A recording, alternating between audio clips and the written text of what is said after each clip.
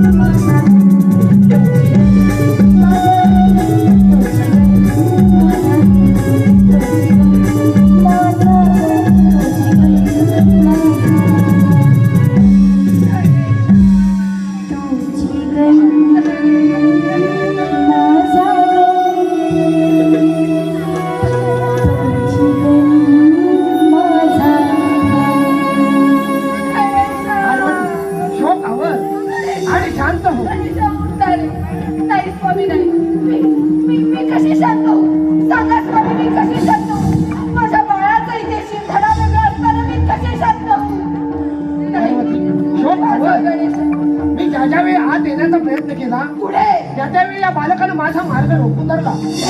शेवटी मला त्याचा शिरच्छेद करावाच लागला. आपण हे योग्य केलं नाही. तो माझ्या आज्ञेचं पालन करत होता. तो माझ्या सल्ल्यावरून या द्वाराची राखण करत होता आणि माझाही निरागस मान ते कार्य पार पडत असताना तुम्ही त्याचा शिरच्छेद केला. आपण योग्य केलं नाही तुम्ही. पार्वती शोक हवं आणि शांत हो. नाही, मी शांत होऊ शकत नाही. मला माझा पुत्र जिवंत करून हवाय स्वामी. मला माझा पुत्र जिवंत करून हवाय.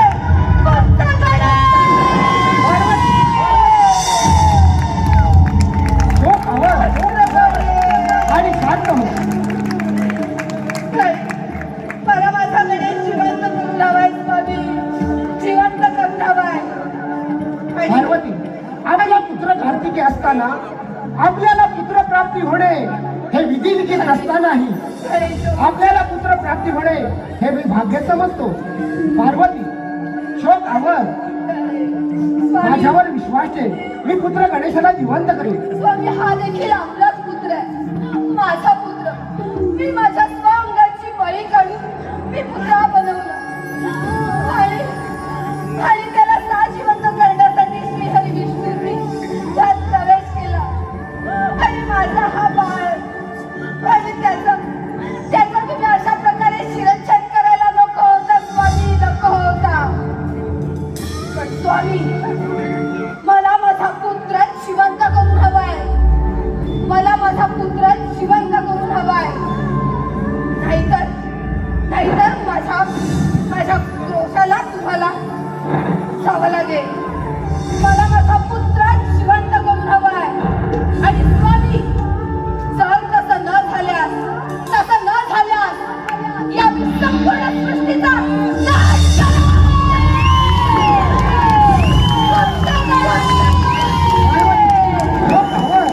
सर्वनाश झाला तर या पृथ्वी तलावर देव देवतांचं काहीच अस्तित्व शिल्लक राहणार नाही. हे बघा, त्याबद्दल मला काही ठाऊक नाही, परंतु मला माझा पुत्र जिवंत करून हवाय. स्वामी तुम्ही इकडचा जप तिकडे करा, दिवसाची रात्र आणि रात्रीचा दिवस करा, परंतु माझ्या पुत्राला जिवंत करा. पण स्वामी माझं एक विधान लक्षात ठेवा. जर तुम्ही महादेव असाल ना तर मी सुद्धा आदिशक्ती आहे. शोक आवर मी पुत्र गणेशाला जिवंत करण्यासाठी जात काय आहे. वाटतं ते करा स्वामी, काय वाटतं ते करा. देव, दानव, यक्ष, गंधर्व यांना वेगळीच धरा.